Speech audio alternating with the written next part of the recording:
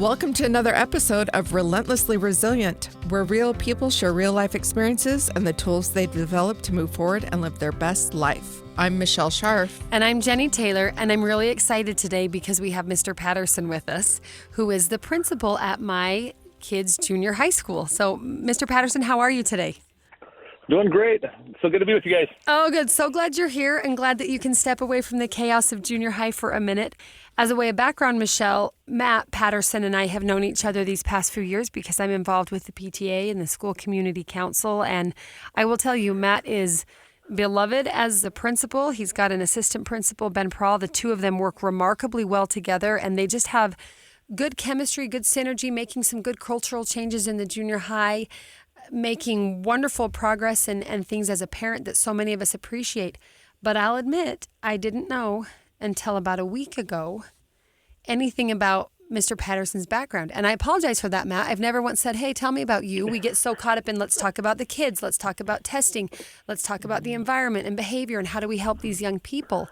But I'm really grateful that you would be here with us, Matt, and tell us a little bit about you and your personal life journey and what you have learned and discovered about resilience. So thanks for taking time out of the day. Oh, no, you're great. Like I said, I happened to come across your podcast, and I was like, I know who this is. So I started listening, and I'm like, I may have a story to share. And so I'm grateful for the opportunity. Yeah, it's great. Let's just jump right into it. Tell us who you are. Give us a little introduction for those that don't know you. And then we're going to dive into what is resilience? What does it look like? How do you have it? How do you develop it? How do you discover it? Yeah, so I actually grew up in the Ogden Valley as a little kid. It was during the storms of 83, 84, so it's kind of relevant right now that we're talking about those amount of snow again. But we actually ended up moving to Davis County, and shortly after we lived in Davis County, it was actually Halloween. I was 10 years old. And I actually gone to the garage to get something for my costume, and my dad was in the garage, the car on, and asphyxiated with carbon monoxide poisoning. And he had been dealing with some mental health issues and had experienced mental health concerns with him over the years as a young child. I'd come home and he would be frustrated at us for maybe standing on a space that he thought he was in a different environment. He was a construction worker, and he'd be acting like he was doing some work on a construction site, but he was at home in our front room, and we would get yelled at or there would be frustration there. So I knew that my dad had struggled with some things, but definitely that day when 10 years old, I knew that was going to change everything for our little family. Okay, so Matt, horrible. First, I'm sorry as I'm you're listening good. to Yeah. this. Tell us, a 10-year-old that found you your discovered father. him. Tell us quickly, who else is in your family at the time? And was everybody living in the same home? Yes, so I have two younger brothers. We're all 3 years apart. So next younger brother would have been 7, and my youngest brother would have been 4 at the time. So, and then of course my mom. My mom was there. Yep. Okay, so this is hauntingly. There's so many similarities here that I really can't believe we've never discovered this in the years that we've served together at the school. I was 10 when my dad died. My birthday's on Halloween, and my dad died by carbon monoxide poisoning in the car. Like, Are you kidding? This is shocking. Yeah. He wasn't in the garage, and I didn't discover him, though. I can't imagine. If it's not too much to ask, walk me through your 10-year-old little brain. Do you go get mom? Do you call 911? Do you turn and run? What does that look like? Yeah, I think it was partly confusing. It seemed like he was probably just asleep for me, so that was, young enough to not really process exactly what was on. But I certainly went and got my mom, and at that point, there's a lot of just emptiness.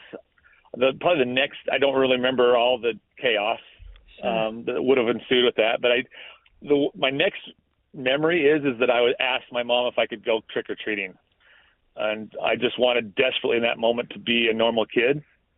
And so we had a neighbor friend that actually took me and my next younger brother trick or treating, which, as strange as that sounds, No, actually, it doesn't sound strange. Needed to do so. Yeah, Michelle and I have both lost our spouses, and we have children. And my brother took my boys bowling the day Brent died, and my daughter went to buy a new pair of shoes with my sister-in-law. So that's you tapped into something about resilience for a child. The child just wants it to be normal. The adult is so lost and caught up in the awareness, like you said, there's a certain degree of just, I don't really know what's going along, innocence of childhood, even though you might know something's wrong. But there's just that, hey, and by the way, can I just go back outside? So, wow. All right, 7 and 4. You're the oldest at 10. Yes. What does life look like for the next couple of years? You go trick-or-treating that day. Life is completely turned upside down. Walk us through the next little bit of your childhood, what you remember and what you're comfortable sharing. Certainly, you watch your mom grieve. You watch her worry about her family at this point, and so she hadn't worked, so she started to work. She was a secretary at the LDS seminary at Northridge High School. So that was kind of fun to watch her just kind of be involved at that level. But so having mom go to work, but I just remember those kind of things. It was, you could tell that financially it was tight. There was a lot of tears. You'd see, mom would try to protect us, but as the oldest, you kind of got a sense that she was working through things. And so what happened as a result is I just became really, really close to my mom. I became really, really keenly aware of when she needed me to be present and how to work with my younger siblings. And then as I got older, you started realizing you take some of the roles on as the dad, right? So I remember fixing bikes as a little kid and getting on the roof and helping fix the air conditioner or working on sprinklers, and even just as 12, 13, 14-year-old kid. But you start to learn that mom doesn't have a lot of fun, so you start to figure out jobs or how to make odd money. And but the moments that I will cherish for life, my mom and I had a routine that I'd come home from school and I'd help with dinner. I actually love to cook now. I cook a good portion even at my house right now just because I have that love. But in the evening, we'd watch the evening news, and then we'd watch MASH and talk about the day, and then go off to bed. But those are some memories that I'll never forget. She had a water bed, and so I'd ride the water bed as we talk. The water bed. Yeah, we did. Right? We did. So water bed and MASH. Every once in a while, you got lucky and got to watch The Love Boat after that. Oh, but, there we go. Yeah, The Love Boat. Okay, what about the boys? If mom's at work, obviously, in order to pay those bills, were they in school and then you helped watch them after school? Was there a babysitter or daycare involved? What do you do with those two little guys? No, it was us. We were just the three of us are super tight. We lived in a great neighborhood, but you have a community that is there to support you. And we had that, neighbors and friends and when you're little, you don't really always pay attention to it. But now that I'm an adult, and looking part back, of the reason why I'm an administrator is that there's so many people that help with that resilience, that connect, that push you along, right? And they're there to support you. That idea about mourning with those that mourn and stand by those that need standing by, it's huge, And so there was just lots of people that were there. I remember several Christmases where Santa Claus came to the door and endless amount of presents. I'll never forget one Christmas where we wanted a Nintendo so bad, but we knew that probably was not going to be a thing. Sure. And, what are the odds? And then I remember being underneath the tree, and all three of us just sobbed, and there was of excitement, and there's the emotional impact of a Nintendo. Was awesome. We knew it was not mom. We knew it was something greater, and I'm sure my younger brothers was all in on Santa Claus. I was old enough to know that somebody more had to than help. that. Yeah. So to this day, do you know? No. Did mom scrimp and scrape to buy the Nintendo? Did a neighbor step in and help? Do you know logistically who? I have no idea. It was just there. No idea. No idea for sure. Yeah. Okay. But so the answer to that is that we're bonded together and we worked together, but there was lots of hands and eyes that paid attention to us. How beautiful. Okay, Matt, we're going to take a break and come back. I know there's more to the story. We wish that was all there was to the story, but I know there's more. We'll be right back.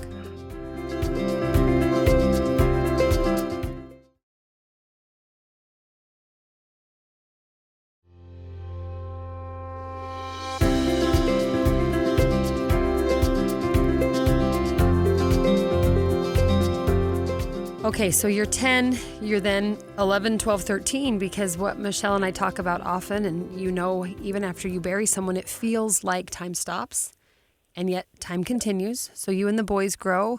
Mom's working as a secretary at the seminary classes, and walk us through, you somehow make it through elementary. Give us maybe junior high, high school for you and the boys, and then what happens as you get a little bit older. For me personally, there was probably between 10 and 15 was hard. I was an introvert.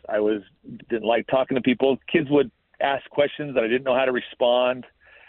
Sometimes even kids in my mind were probably kind of mean or unsensitive, I guess maybe is a better term to put it. And so I just kind of became kind of recluse. And I remember my mom multiple times, like, just go out, find somebody to play with, go look for somebody to do something with. And I had a really hard time with that. But I had a new kid that moved into the neighborhood from Idaho, and his name was Scott. And he was awkward and new to the neighborhood too, and we became just best friends. I'm so glad. And we inseparable. And he had an amazing family, and they just kind of adopted me, and then the friendship kind of grew. And so super, super fortunate to just have some friends that just kind of brought me out of my shell. And when I turned 16, 17, 18, you're going on this date and you're hanging out with us. And just, I started to, I guess my personality and who I am today started to show up. My confidence in myself and confidence in the ability to reach out to others and bring others into our circle started to show up too as well. So I was very, very grateful for friends that helped shape me, which we know, right? And speaking of junior high and high school, friends are huge, right? It's a big determination of how your kids will make it through. Yeah. I see the difference in my kids, the ones that were able to have good, solid relationships with kids that had their heads on, as opposed to some of my other kids that found their way to other kids.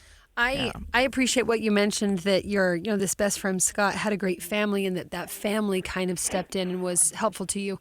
I found the same experience in my life. I look back at some of my junior high and high school friends, and the friends were awesome, but I remember loving being in their homes.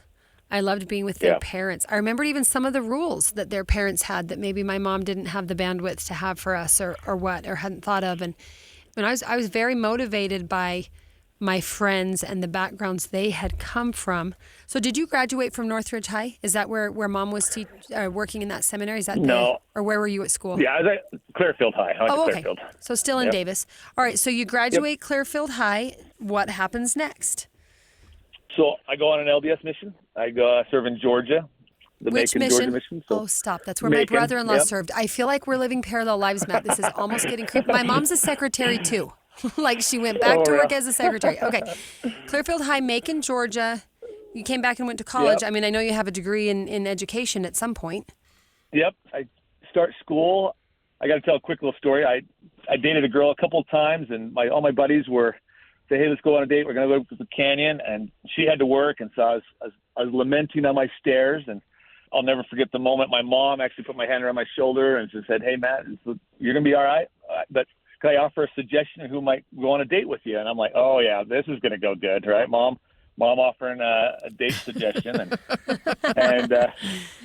so she says, yeah, our next door neighbor, and I actually hung out with her older brother. His name was Chris. And she's like, I bet you Melinda would want to go on a date with you. And I'm like, I don't know about that. But it's the girl next door, Mom. It is literally the girl next door.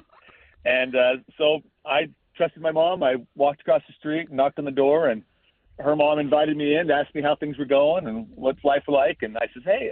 And then she paused. It's like, well, why are you over here? I'm like, I actually see if Melinda is available to maybe want to go on a date. And she's like, oh, she's actually she's not. She's actually already on a date. Oh, anyway, smash! So I know. So, but I scoped things out at church the next Sunday, and I'm like, okay, yeah, this is definitely something I want to ask out later on. And anyway, so we went on a date a month or so later. He's saying, without saying it, she was pursuable. She was material. pursuable. I love Yes, it. I love yes, is that politically correct?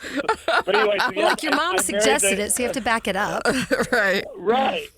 Right. But no, married the girl next door, and she's part of the story Matt, too, I right? didn't know that. That's sweet. So, but my mother and father-in-law are incredible too, and they're tremendous that's great. resilience. But yeah, as a Weber State, going to school, I started out as wanting to be a landscape architect. Oh, cool. And but just got into science classes and was changed over to geology. Wanted to be actually into hydrology. Oh yeah, awesome. And working on water systems. But as I got a little further down the line, I realized that it was a lot of it was contract work, and a lot of it was traveling all over the world. And I had this little family at this point. I'd been got married and had a little boy, and I just thought, I just can't do it. And I had kind of out of the blue, I had a professor that grabbed me and says, "Hey, Matt, I don't know if you thought about this, but you would be a phenomenal teacher." And what was your reaction? There, I was like, I don't know about that. And but once again, I went home, and Mom again sat me down and said, "You know what? You'll be a great teacher." And I actually I'd been doing a little bit of teaching in the seminaries. Had that connection with her work, and so it just kind of all lined up together. And so, you know what? I want to give back. I want to teach kids, and I've got a story to tell, and I love science, and I'm kind of a dork, and I think this could work. So I switched. So, where and when? What age did you teach for? How long?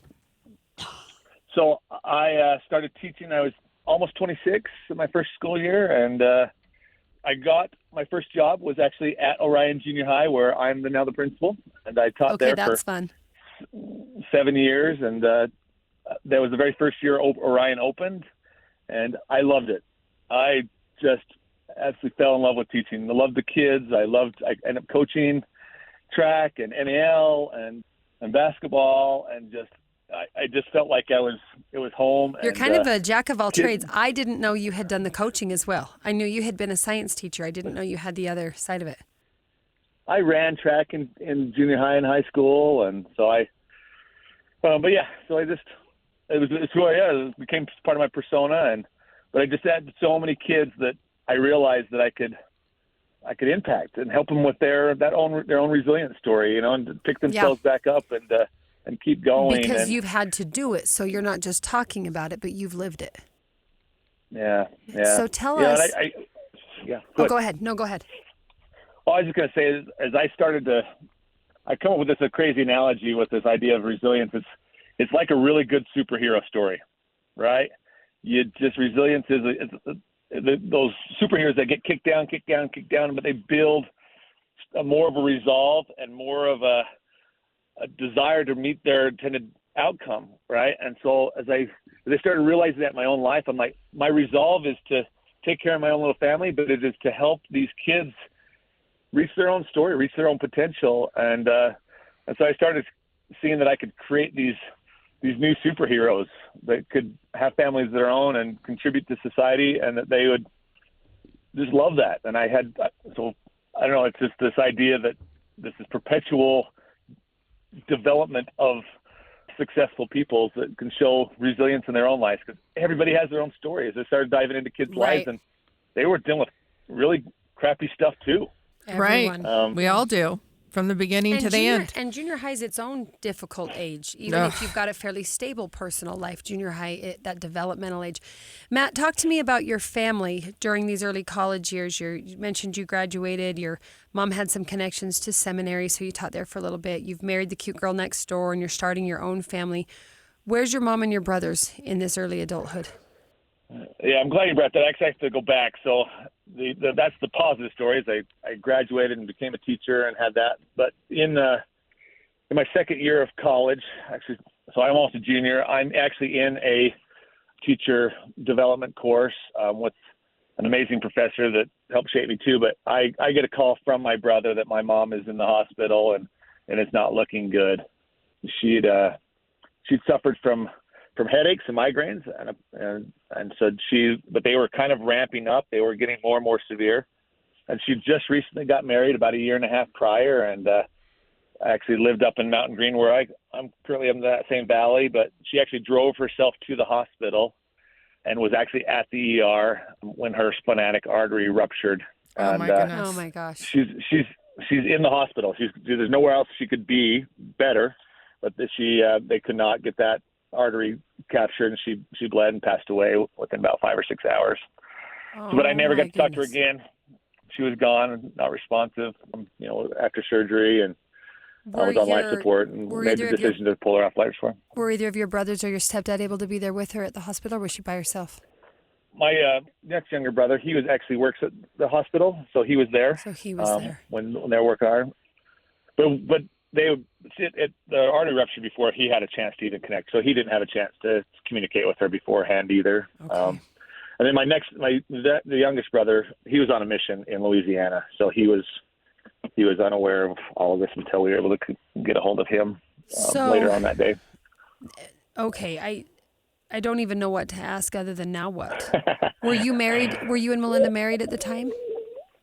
Where did the boys go? Did they stay? I mean, the missionary, are they living with the stepdad? Do they live on their own? That's still very young to now be orphans. Yeah. So my youngest brother, he decided to stay on his mission. He had about 9 months left, so he decided to stay, which is remarkable in itself. Yeah. He didn't even come home he just said, hey, you know what, let me listen to the funeral, and I have a piece that you want me to read. And then my next he was living with the father-in-law, but he ended up moving out and got an apartment across the way from where Melinda and I were at. Okay. I did have my oldest child as well. He was only a year old, and yeah, he was the love of my mom's life. And so we were at least grateful for that piece, that she had her one grandchild there. Yeah. And then we know that she's taking care of the rest on the other side. But oh my goodness. But yeah, no, my next younger brother, he actually was one of our great babysitters. So he took care of my son while we were working and going to school and finish up student teaching and those things. And so he became an integral part in our family's life. And oh my goodness. But yeah. Okay.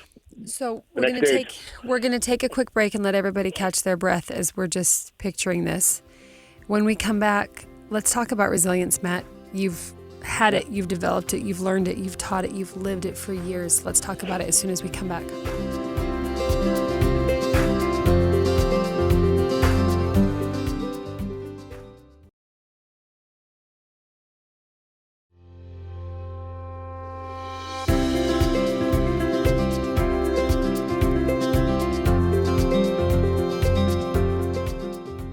Okay, Matt, I think I could answer my own question, what is resilience, by saying, see also Matt Patterson.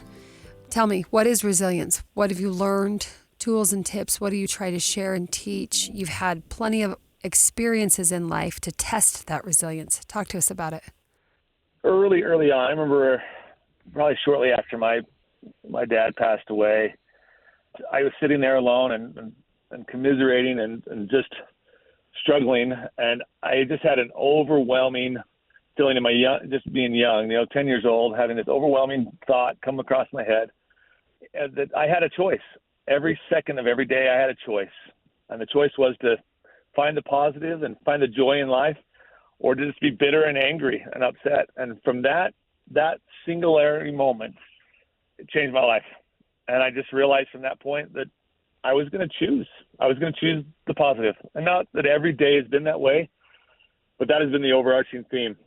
And I just have realized that there's always going to be something that comes in my way. And you just have to keep standing up. The resilience is just keep standing up, and with even more determination, keep moving forward. And more importantly, learn from what you have gained, right?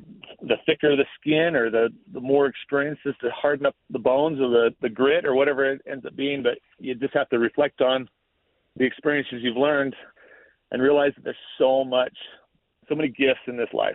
There's so many positives. There's so many things that are blessings every day. And then to be able to realize that you can then contribute to somebody else. And that idea of service and giving is what perpetuates you forward. So I think if people aren't resilient or struggling with the resilient, resiliency, you got to get outside yourself, and you got to start understanding other people's story. And that's why I love you guys' podcast, because gives you a chance to realize that there's people that need you to just put their arm around them or smile or tell them they got it, or really dive into their lives and provide the support that I know people have done that to me in my life. In my mind, that's resiliency. Well, I love it. You've hit a lot of key points of resiliency. I love that you brought up reflection. It's one that I don't hear very often on our show, but I'm in a coaching program, and it's one of the things that I've been learning most as I go along learning the coaching and as I work with other people, the value of reflection. And resiliency is owning up to what is happening, facing the reality of it. But the next step is to say, what can I learn? And you can only answer that question by spending time in reflection. So I love that you brought that up, and you brought up, learning the lessons, and you're not going to learn what those lessons are unless you take that time for reflection. And then I love the last point you made about serving others.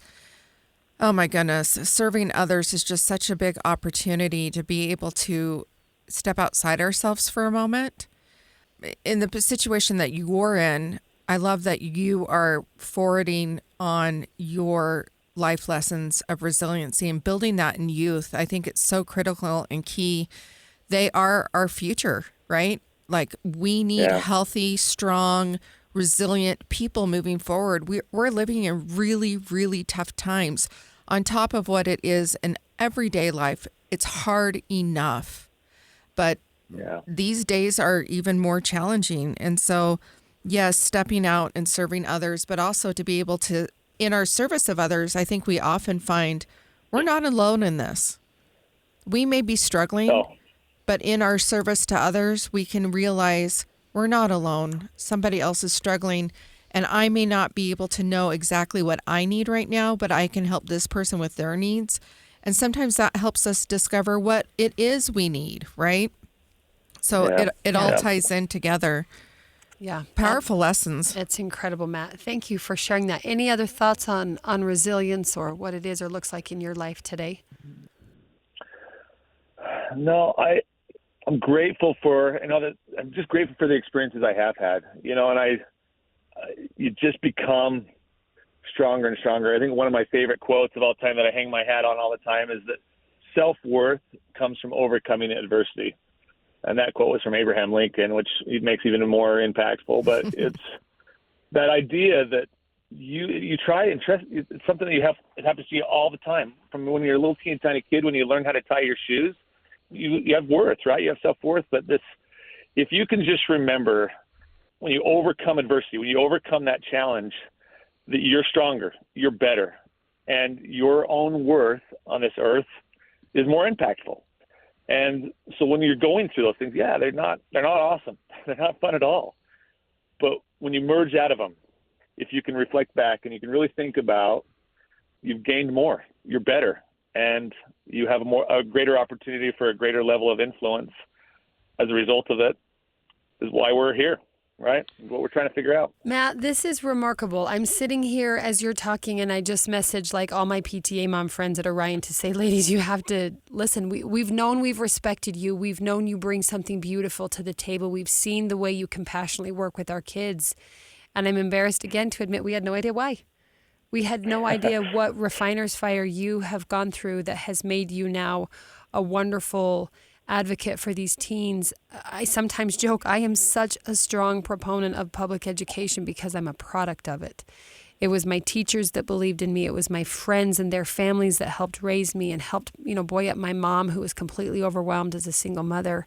And I still have my mom. I'm decades down the road and my mom is still here. I can't imagine that second blow so early in your young adulthood. I can't thank you enough for being so open and vulnerable with us, for sharing so much of your life experience. I do have a huge favor to ask if you're willing, and I hope you'll say yes. I'd love to have you come back for another conversation and talk about how you incorporate your life experience and your understanding of resilience and potential and possibility and gratitude and all of these things, and what that maybe looks like in a teenage setting. You work with hundreds of teenagers a day, which is thousands over the course of the years, either in the classroom or as an administrator. I know that as parents and grandparents who might be listening, we'd probably all benefit from maybe some insight for how you are helping young people in that school setting and how we might be able to help raise our kids and guide them and help them develop that resilience, because we want nothing more than for our kids to have that deep sense of self-worth. They were born with it, but we need them to realize it. And I think you'll probably have quite a bit to offer us if you're willing to do maybe a follow-on conversation about what resilience in a particularly adolescent school education setting looks like. Sure, absolutely. Yeah, no, that's the life's work right now, and it's fun, and I love coming every day and interacting with these amazing kids. And sometimes as challenges they are, I see who they're going to become, right? And I think that's probably my segue is that I think we have to see every single person who they can become and not who they are right now. Because teenagers are challenging. You see them who they are right now, and you're like, man, you're a punk. You are a junior high kid. I've got a couple at my house. Yeah, we have to see them who they'll become, right? And then we'll be able to provide the supports and the love and the wraparound services to be able to get them there. And that's our job. And whether you're a parent or a grandparent or a community member or whoever, we have a role to play because they are our future. And the better they become, the better we perpetuate that. Oh, so beautiful. Okay, thank you. So we will schedule a follow-on and get some insight there. In closing, Matt, I hope this isn't, I hope this is okay. I didn't ask you if I can share this, but I just want to close with one experience I had with you this school year. So I'm the PTA president at Orion, where Matt's our principal, and we have monthly meetings, and this man, as busy as he is, takes time out to come talk to parents, update parents, answer questions from parents. And there was one particular day when a lot had been happening at the school. There had been some rumors going around, and there was extra law enforcement on hand just to make sure everyone was safe. And there's some kids that aren't on their best behavior. And just there was a lot going on. I just remember there being kind of this atmosphere where everything was really heavy and really thick. And so, of course, we're all moms, and we're meeting in the conference room and getting together to see, what's on the calendar next and how we can help support the school. And Matt, you walked in and you looked so exhausted.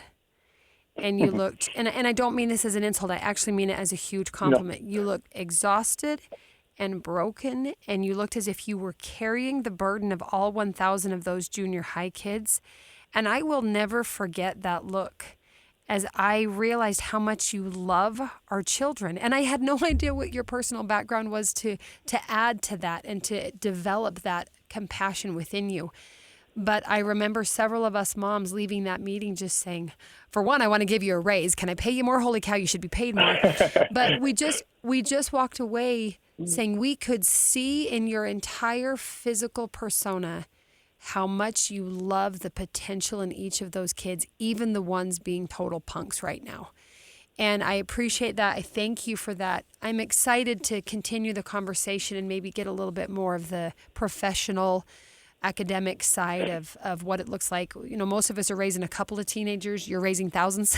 So you've got some experience to share. But just thank you, Matt. Greatest respect. I will be very sad the day the school district decides we have to share you with someone else.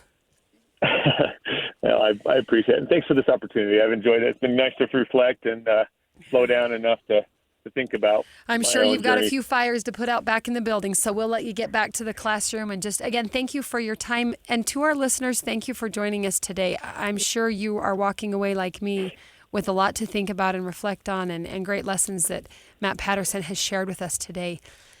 If you're listening and you like this podcast, please find us on your favorite platform. And don't just listen, but like us. Give us a rating and a review and help us know how we can improve the show. And of course, our number one goal for improving the show is to involve you in it.